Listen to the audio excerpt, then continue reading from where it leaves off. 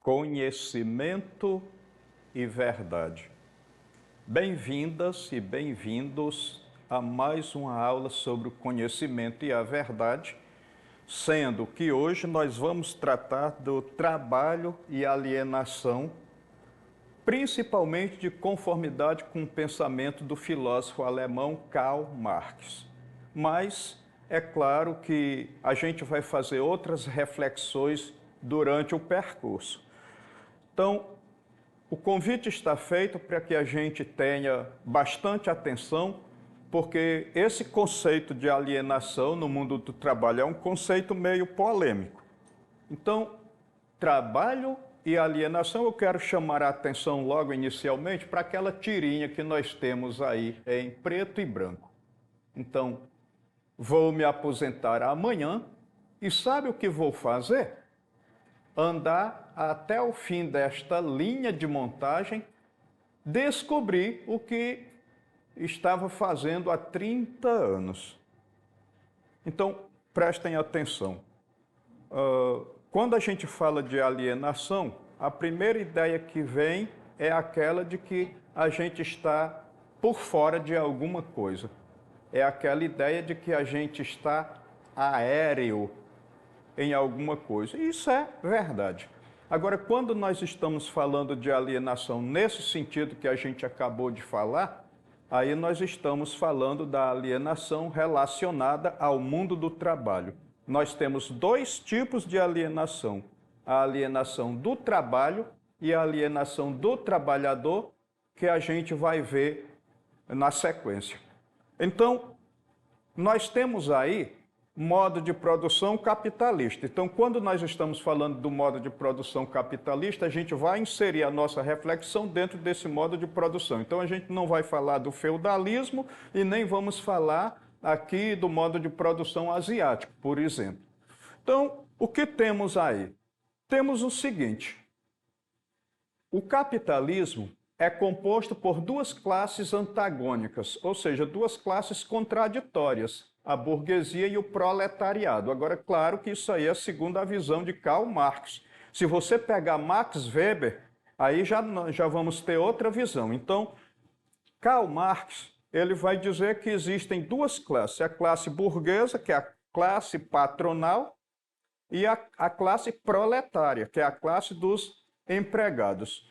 Só que, fazendo essa divisão, então vamos supor que eu tenho uma banca de vender cigarro num camelódromo da cidade e eu coloco alguém para trabalhar no meu lugar. Essa pessoa vai estar trabalhando, suponhamos que no final do mês ele tenha produzido R$3.000, eu fico com a metade, passo a metade para o meu trabalhador. Ora, é um dinheiro tão pouco que eu não sei se dá para me chamar de burguês. Então, na visão de Max Weber, eu não seria um burguês. Na de Karl Marx, sim, porque eu sou dono do meio de produção, no caso, a banca de cigarro.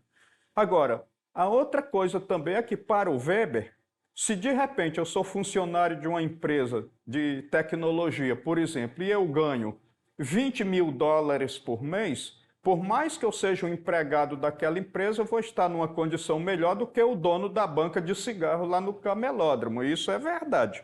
Então, o conceito de classe de Karl Marx, só duas classes, é um conceito questionável, para a gente não puxar aqui a brasa só para um lado. Então, a gente tem que falar de Marx, mas a gente tem que falar também de outros pensadores que se contrapõem a essa ideia de que haja apenas duas classes. É tanto que aqui no Brasil a gente tem classe A, classe B, classe C, e isso é decorrente de uma visão do capitalismo que não é a visão de Karl Marx.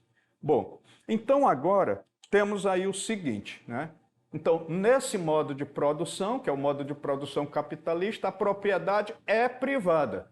Isso significa que o terreno, a máquina, o transporte, o móvel, o imóvel, pertence a alguém.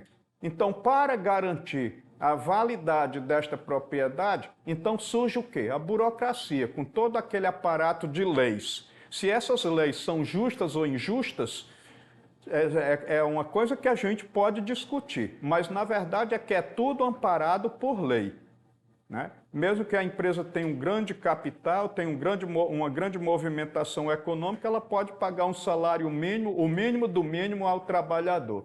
Então, essa burocracia é representada pelos contratos, os códigos de leis profissionais que asseguram o bom funcionamento desse modo de produção. Agora, nós temos aí o seguinte, modo de produção capitalista, quais são as principais características? Primeiro, trabalho assalariado.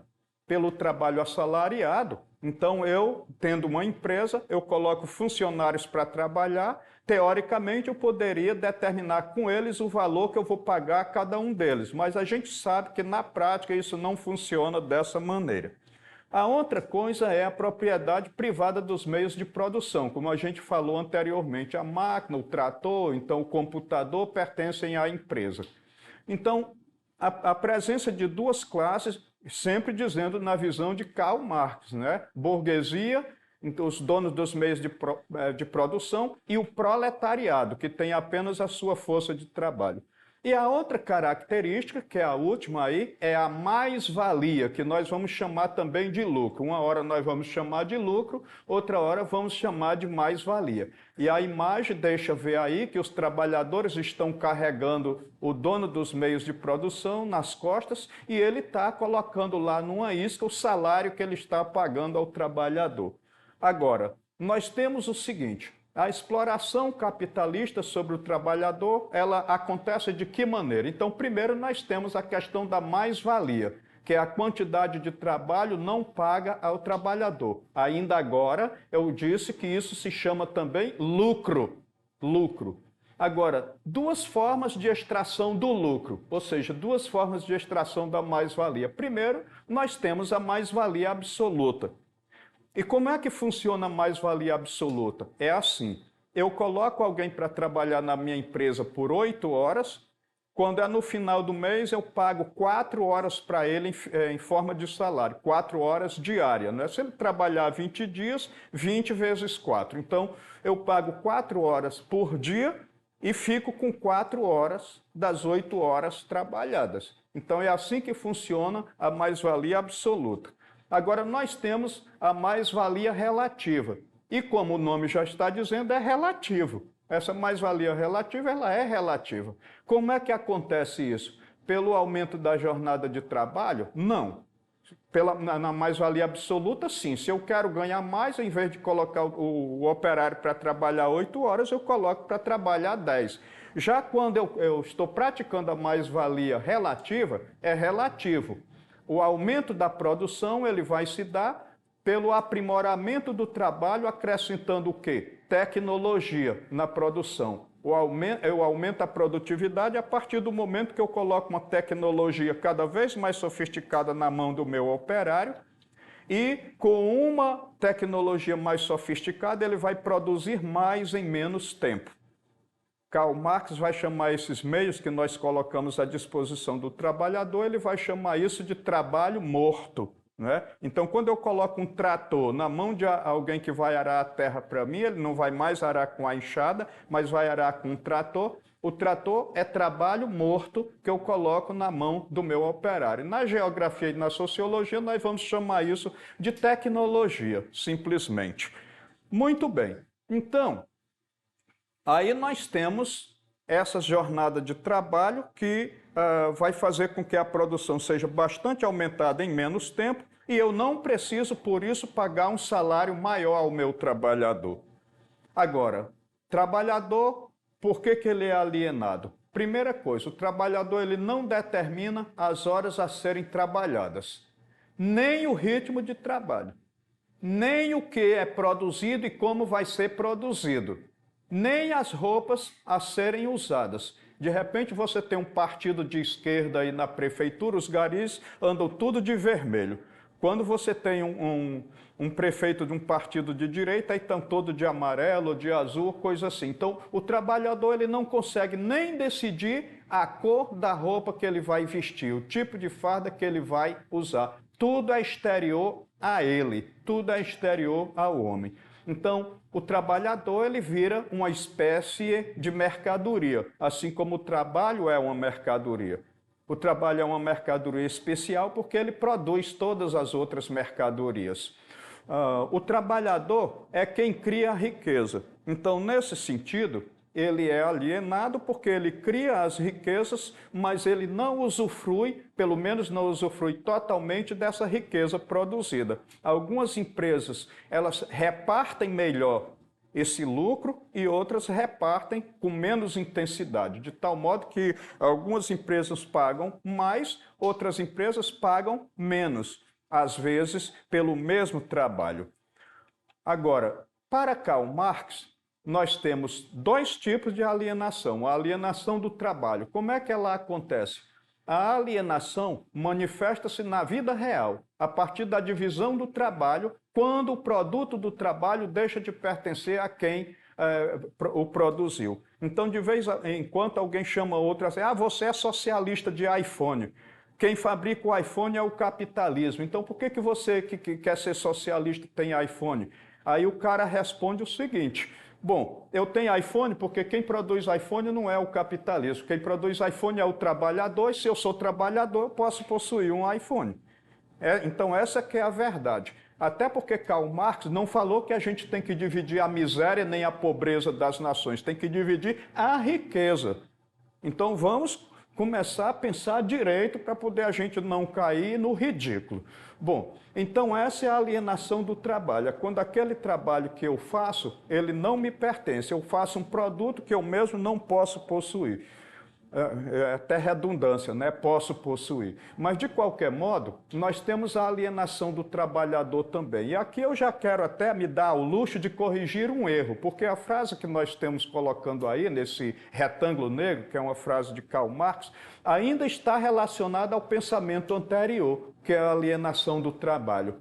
A apropriação do objeto aparece como alienação a tal ponto que quanto mais objeto o trabalhador produz, tanto menos pode possuir. E tanto mais fica dominado pelo seu produto, que é o capital. Então eu produzo, mas eu não posso consumir. Então isso ainda está diretamente relacionado com a alienação do trabalho. Agora, quer ver a alienação do trabalhador?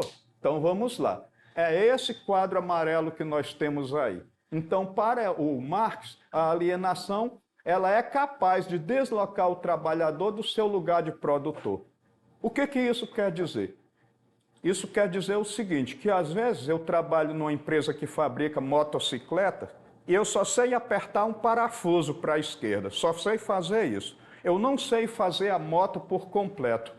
Então, o que acontece? Chega no final do dia, eu vejo uma moto produzida e eu fico admirado. Meu Deus, quem foi que produziu esse objeto? Foi você, operário. Só que você não produziu sozinho, você não sabe fabricar a moto por inteiro. Então, isso aqui é uma forma de alienação, né? Agora, deixa de se identificar com o produto final que constrói, sem o reconhecer. Ou seja, ele não sabe fazer a moto toda e ainda fica admirado porque ela foi produzida. Mas deixa que tem a mão dele também, tem o trabalho dele também. Embora que tudo que ele tenha feito tenha sido apertar um parafuso. Então abandona a ideia de que o que foi produzido lhe pertence. Aí volta de novo aquele primeiro tipo de alienação, possibilitando a manutenção da exploração do trabalho. E muito pior, às vezes, a gente ainda se conforma com isso, a gente ainda se conforma com a exploração, dando graças a Deus porque está empregado, porque tem muita gente desempregada. Então, a gente acaba dando graças a Deus por estar trabalhando para outra pessoa. A gente está tendo o privilégio de ser explorado. Essa que é a verdade, porque tem muita gente que desempregada. Muito bem. Então, agora, na continuação, a gente vai olhar primeiro essa imagem que a gente está expondo aí e nós vamos, se quiser, quem tiver, pegar na mão o material didático na página 107, onde vai trabalhar essa questão. Sendo que a página 107, ela contém apenas essa imagem, não é? E aí nós vamos ter o texto na página seguinte, que é a página 108. E aí nós temos o seguinte: na sociedade pré-capitalista, os proprietários dos meios de produção e eles próprios trocam os produtos no mercado por coisas equivalentes. Então, eu trabalho junto com outras pessoas, às vezes eu posso até ser o dono da terra, mas a gente não tem moeda, a gente vai trocando uma mercadoria por outra. O desaparecimento desse modelo é acompanhado do aparecimento de uma nova mercadoria que é a força de trabalho. Agora, nas sociedades modernas, trabalho e comércio deixam de ser relações entre iguais e se convertem na relação monetária entre capitalistas e trabalhador. Ou seja, agora aparece o dinheiro ele pode ser trocado por qualquer mercadoria. O conceito de alienação significa, então, que, letra A, o preço de um dia de trabalho é o mesmo que em quaisquer circunstâncias históricas, ou seja, o valor do trabalhador não está submetido à procura e à oferta, então está sim submetido. Então, quanto mais eu tenho oferta de mão de obra, mais barato pode ficar o salário. Letra B.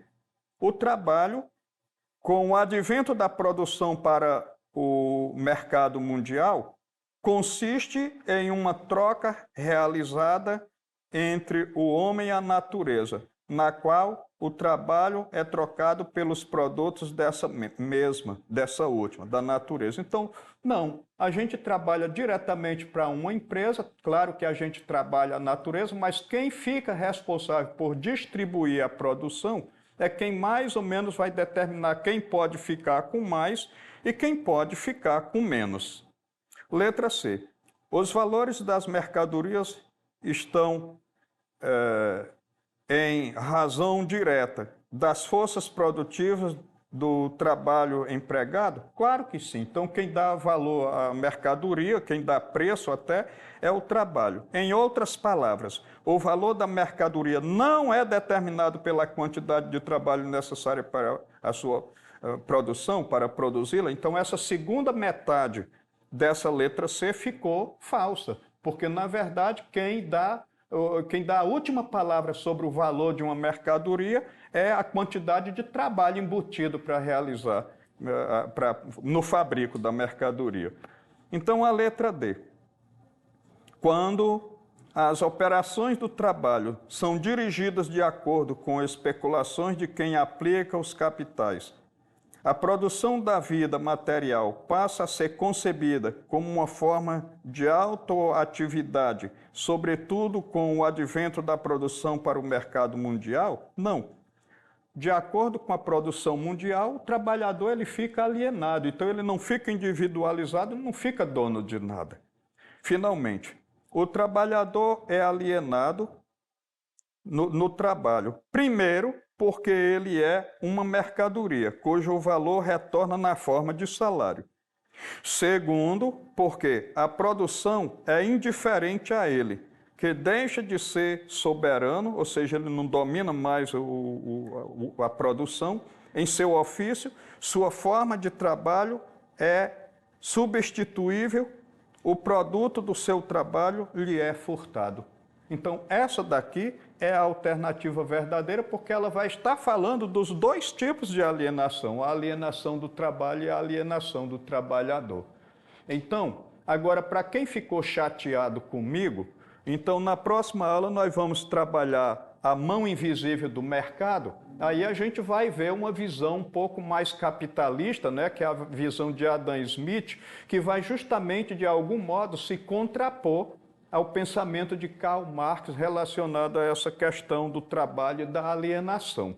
Bom, então agora eu quero fazer o convite para que todos vocês estejam no próximo encontro, principalmente aqueles que ficaram tanto quanto chateados com o assunto de hoje. Então a gente vai tentar amenizar no próximo assunto. Então, eu espero que vocês continuem visitando aí a nossa plataforma para ter acesso aos conteúdos, às aulas e às atividades. Eu sou o professor Isaías, que hoje eu estou contando com o auxílio da nossa Fofa, é assim que ela gosta de ser chamada, ela é a nossa intérprete que está colaborando grandemente com o nosso trabalho aqui. Eu agradeço a atenção de todos vocês e conto com a presença de todos no nosso próximo encontro. Até lá!